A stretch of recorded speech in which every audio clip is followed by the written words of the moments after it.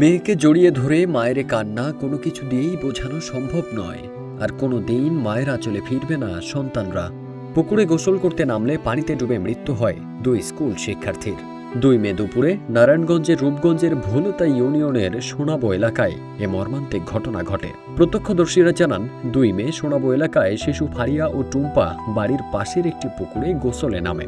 এ সময় ফারিয়াকে পানিতে তলিয়ে যেতে দেখে টুম্পা তাকে বাঁচাতে গেলে দুজনই পানিতে তলিয়ে যায়। এরপর থেকে তারা নিখোঁজ।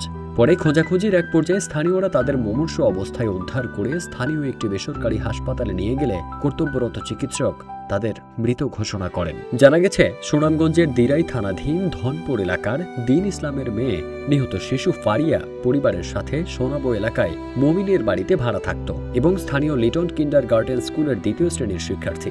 অপর শিশু টুম্পা একই থানাধীন রফিকনগর এলাকার মাসুম মিয়ার মেয়ে। সেও তার পরিবারের সঙ্গে একই এলাকার আলাউদ্দিনের বাসায় ভাড়া থাকত এবং লিটন কিন্ডারগার্টেন স্কুলের 1ম শ্রেণীর শিক্ষার্থী ছিল। তাদের উভয়ের বাবা মা গার্মেন্টস শ্রমিক। 2 পরিবারের এই অপূরণীয় ক্ষতিতে এলাকায় গভীর শোকের ছায়া নেমে এসেছে।